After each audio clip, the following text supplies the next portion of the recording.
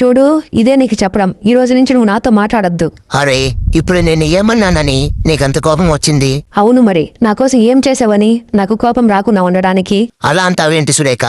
నీకోసం ఈ ప్రపంచాన్ని జయిస్తాను. ఓహో అవునా, అయితే షాపింగ్ వెళ్దాం పదా. నేను చెప్పింది ఈ ప్రపంచాన్ని జయిస్తానని, నిన్ను షాపింగ్కి తీసుకెళ్తానని కాదు. నీకు కొవ్వు బాగా పట్టింది, తీస్తా. పైన కూర్చుంటా బంగారం, ప్లీజ్. ఏం పర్లేదు, కిందే కూర్చో. లేకపోతే పక్కింటి సరోజకి నీకేదో గతంలో లవ్ స్టోరీస్ ఎఫైర్స్ ఉన్నాయని చెప్పావంట. అంత కొవ్వా నీకు? అబ్బా నేను చెప్పలేదు బంగారం. మర్యాదగా నీ గతం ఏంటో చెప్పు. నేను చెప్పను. నేను దాని గతం చెప్పానంటే ఇంకా నాకు భవిష్యత్తు ఉండదు. అరే మావా, నీకు 10,000 అప్పిచ్చాను కదరా, ఎప్పుడు ఇస్తావురా నాకు? ఏంది మామ అలా మాట్లాడతావు? నా దగ్గర డబ్బులు లేక కాదు. డబ్బులు ఇచ్చేస్తే మన ఫ్రెండ్షిప్ వాల్యూ పోతుందని ఇవ్వలేదు.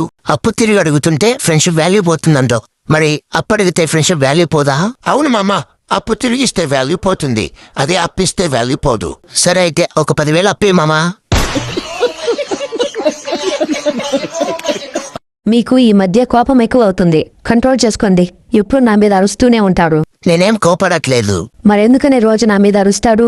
నీ కోపాన్ని కంట్రోల్ చేసుకోవచ్చు కదా. ఓసి పిచ్చిదానా, నాకు కోపం వచ్చినప్పుడల్లా దాన్ని కంట్రోల్ చేసుకోవడానికి నీ మీద ప్రాక్టీస్ చేస్తున్నా అంతే. అరే మనం వెళ్లాల్సింది టౌన్కి రా. ఆ గూగుల్ మ్యాప్స్ చూసిన వారిలోకి తీసుకెళ్తున్నావురా, నాకెందుకో భయంగా ఉంది. అరే ఏదైనా మాట్లాడరా, నాకు భయంగా ఉంది. అరే భయపడుకురా, గూగుల్ తల్లి ఎప్పుడు తప్పు చెప్పదు. నాకు తెలిసి ఇది షార్ట్ కట్ అయి ఉంటుందిలే. షార్ట్ కట్ ఏంట్రా? అక్కడ రోడ్డు కూడా లేదురా, అన్ని చెట్లే ఉన్నాయి. అరే టెక్నాలజీ బాగా డెవలప్ అయింది కదా, చెట్లు ఉన్న చోట కూడా రోడ్డు చూపిస్తుందంటే ఫ్యూచర్ లో రోడ్డు వేస్తారని అర్థం. సరే మామ, నువ్వు చెట్టుని గుద్దుకుంటూ వెళ్ళు, నేను అన్నాటెట్కి ఫోన్ చేస్తా.